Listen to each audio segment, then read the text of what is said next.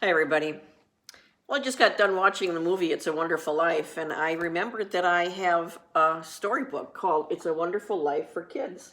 And it's written by Jimmy Hawkins, who played Tommy in the movie. You are now in Bedford Falls.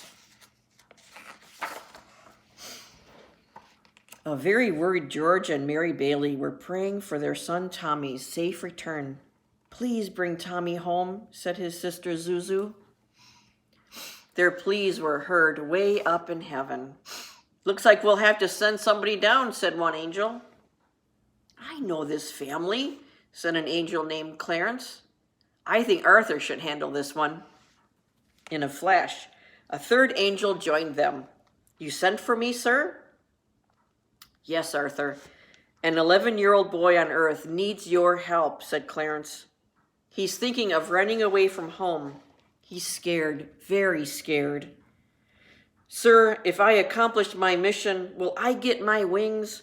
It has been 205 years. "Arthur, I asked that very same question once. You do a good job with Tommy Bailey, and you'll get your wings. If you're to help, you'll want to know something about him. Now, look down there." "But I can't see." "Oh, I forgot, you haven't got your wings yet. There. Now can you see anything?" "Why, this is amazing."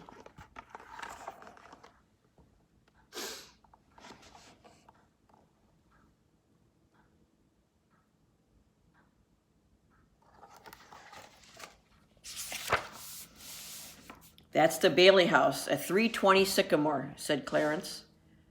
"Oh, they're having a Christmas party," said Arthur. "They all look so happy. Except that boy touching the wall. Who's that?" "That's your problem," said Clarence. "Tommy Bailey, back when he was 4. The wall felt strangely hot to Tommy. He made his way through the crowd to his dad and yanked on his coat. Excuse me, he said. "Excuse you for what?" asked his father. "The wall is really hot, Daddy," said Tommy. "Don't bother Daddy, Tommy. He's busy," said his brother Pete. Concerned, George followed Tommy to the wall and laid his hand on it. Then he called over Bert the cop to examine it too. "It looks like something's wrong," said Arthur. "What is it?" "You'll see," said Clarence. "First, let's take a look at Tommy a little later, when he's 7 years old."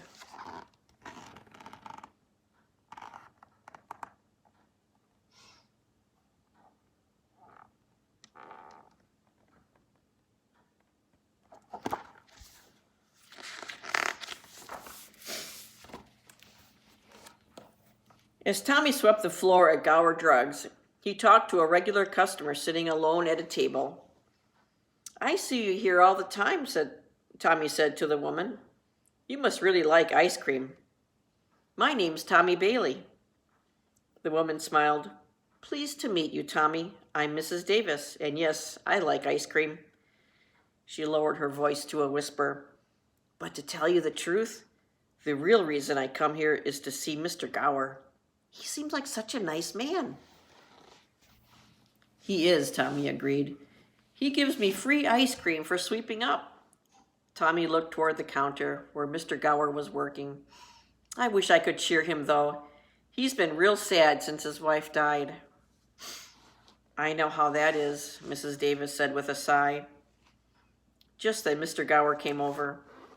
"Well, Tommy, you've done a fine job. What flavor will it be?" "Vanilla, please. Oh, and say hi to Mrs. Davis. She thinks you're nice." "Tommy, I didn't ask you to introduce me to Mr. Gower. I'm so embarrassed." "Well, I'm glad he said something," said Mr. Gower. "I've noticed you, too.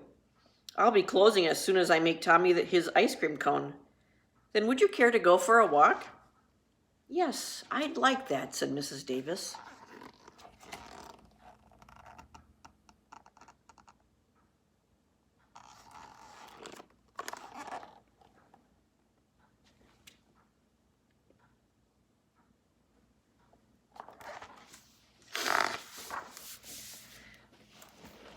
"Because of Tommy's introduction," Clarence told Arthur, Mr. Gower and Mrs. Davis eventually got married.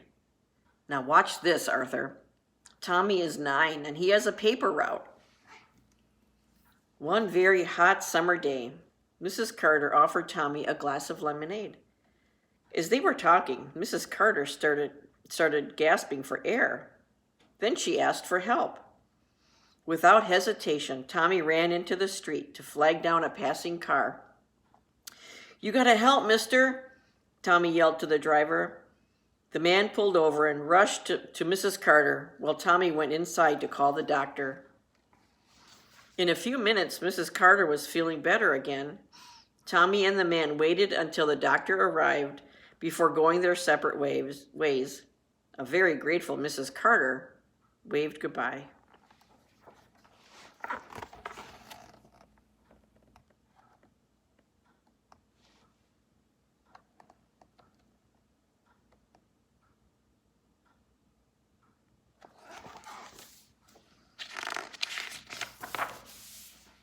"I don't understand," said Arthur. "Tommy is obviously a very good boy. Why would he want to run away?" "We're getting there," said Clarence. "Now Tommy is 11. He's been collecting money from the 6th graders for a library fund." "Wow," said Tommy, counting the money in his envelope. "We've collected more than $80. "That should buy a lot of books," said Susan. "Thanks for all your help," Tommy said. "I couldn't have done it without you." "That's okay, Tommy," said Susan. "You're always helping me." As Susan turned to leave, the school books and papers she was carrying fell to the floor. Tommy put the money envelope on the windowsill and bent down to help her pick them up. "See, what did I just tell you?" Susan said with a grin. Just then, Nick ran up to them. "Tommy, weren't you supposed to meet your dad at work? You better get going right away." Tommy hit his forehead with his palm. "I forgot I promised to help him after school today. See you tomorrow, guys," he called as he sped down the hall, leaving the money behind.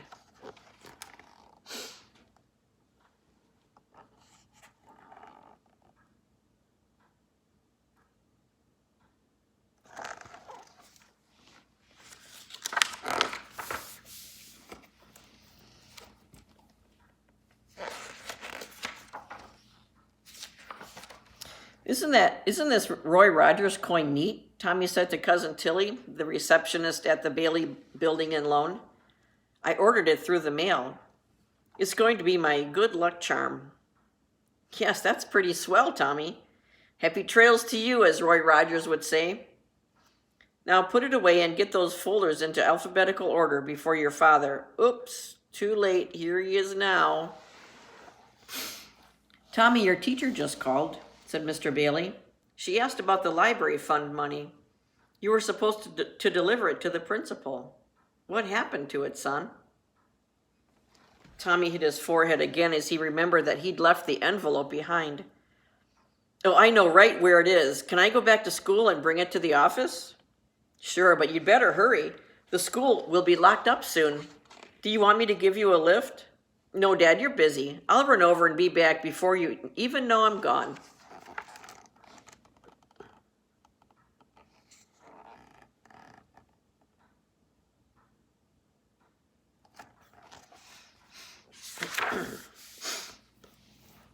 But when he got there, he saw that the envelope was gone. Where could it be? "Hello, Tommy. I just spoke with your father," said Tommy's teacher. "Did you get the money to the principal's office?" Tommy didn't know what to say. "Not yet, Mrs. Welch. I'm just going there now." "Oh, I'm afraid you're too late. It's all locked up. Why don't you give me the envelope for safekeeping tonight, and then we can meet in the office first thing tomorrow morning." "I've got a better idea," said Tommy, walking backward down the hall. "I'll give it to my dad. He can keep it in the building and loan overnight. It is a bank, after all." Tommy turned and sprinted off. "But Tommy," said Mrs. Welch as he disappeared around the corner.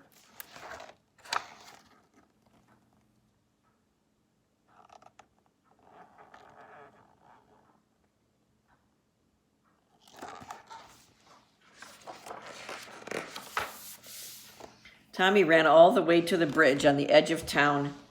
He was desperate. He had no idea where the money had gone or how he could replace it by tomorrow morning. Please help me, he prayed with his eyes shut tight. Everyone will think I stole it. My parents and friends will never forgive me.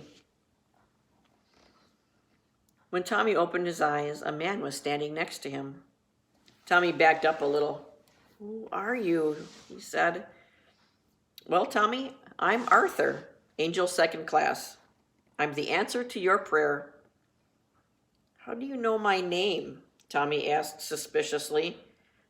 I'm not supposed to talk to strangers. I'm no stranger, said Arthur. I'm your guardian angel. Here to help you. If you're an angel, where are your wings? Tommy peered behind Arthur's back. I haven't won my wings yet, said Arthur, but you'll help me, won't you? I'm the one who needs help, said Tommy. I need $80 and fast. We don't have money in heaven, said Arthur. Then how am I going to fix this? Tommy asked, tears welling up in his eyes. I should just disappear. It's not worth running away for $80, said Arthur. You don't realize how important you are to so many people. Oh, yeah? Said Tommy. Well, tomorrow they're going to wish I had never been born. I already wish I had never been born.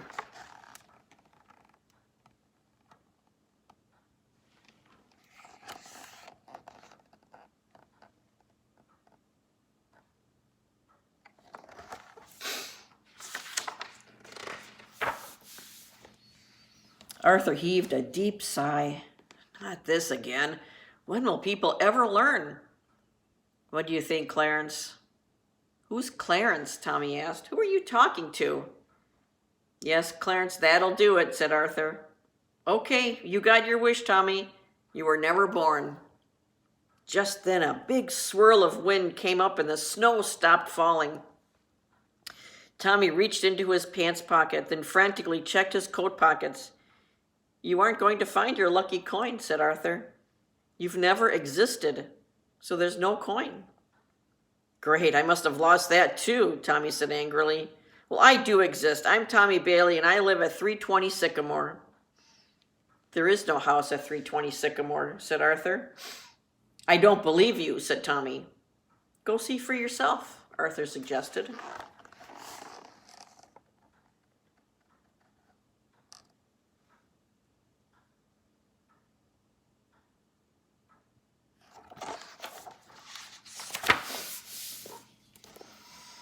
When they reached 320 Sycamore, or what used to be 320 Sycamore, there was no house there. What happened? Tommy asked. The house burned down that Christmas Eve. You weren't around to tell your dad about the wall being hot. It was an electrical fire. Tommy's mind reeled in confusion. I don't get what's happening. Where's my family? Maybe Mrs. Carter will know something. Arthur looked up toward the sky and said, Now I see what you mean about this not being so easy, Clarence.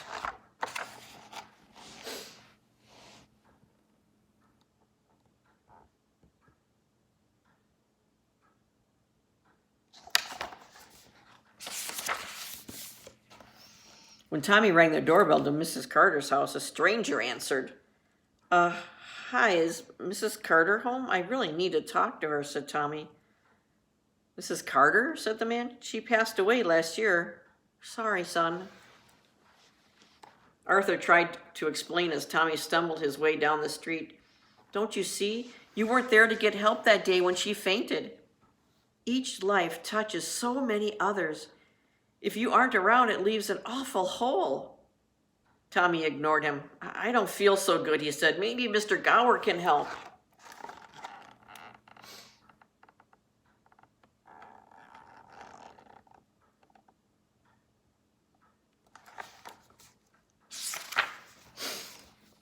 Tommy ran down the street and into Gower Drugs. A bell on the door rang as he opened it.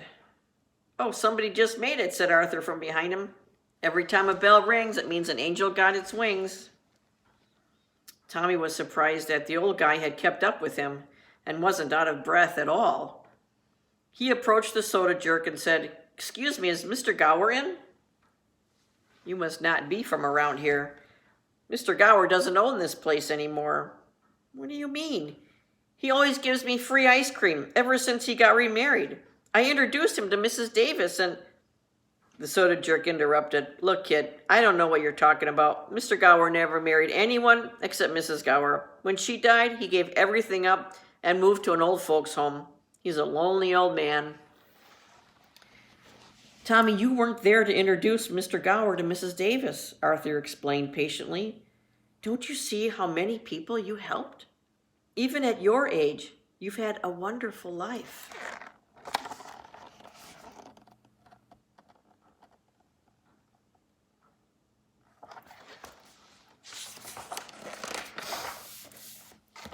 Just then the Bailey family, George, Mary, Zuzu, Janie, and Pete, walked in.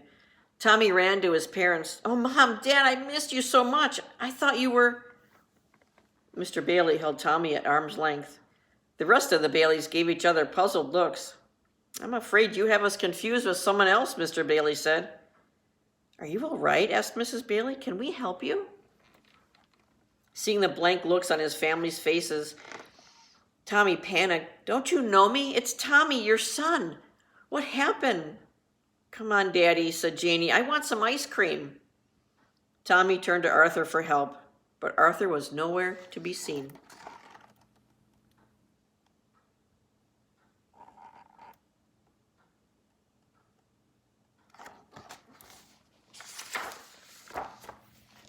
Tommy raced back to the bridge where his prayers had been heard before.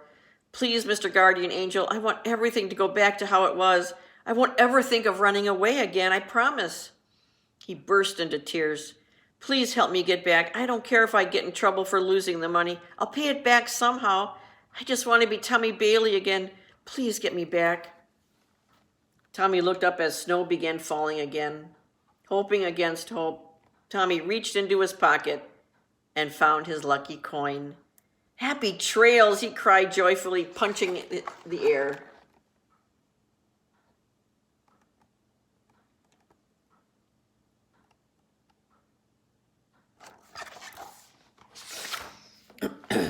Tommy ran home, passing all the spots he loved. Hello, Gower Drugs. As he passed Mrs. Carter's house, he saw her sweeping the walk. Hi, Mrs. Carter. I'll help you with that later. First, I gotta get home. Hurry, Tommy, she answered. They're all waiting for you.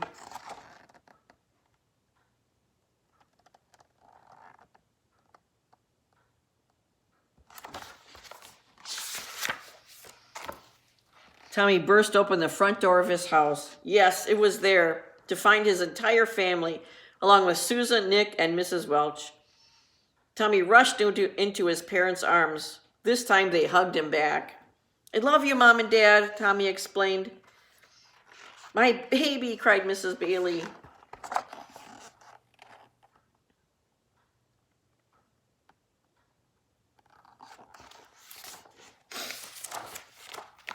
Mrs. Bailey said, Tommy, your friends have something to say to you.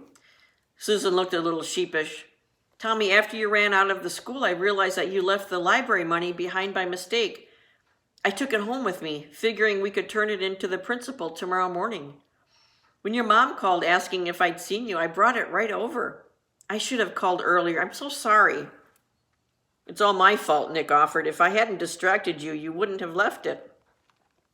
No, don't blame yourselves. You're both good friends, and everything turned out okay in the end. Thank you so much, Tommy said.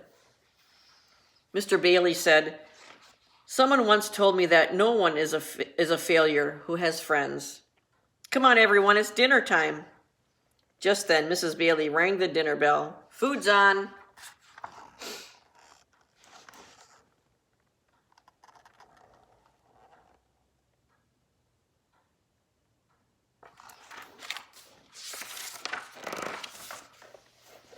Every time a bell rings, an angel gets its wings, said Zuzu, taking her place at the table.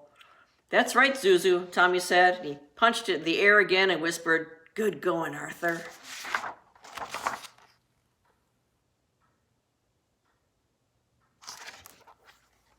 It's a wonderful life. I hope you have a wonderful evening. Good night.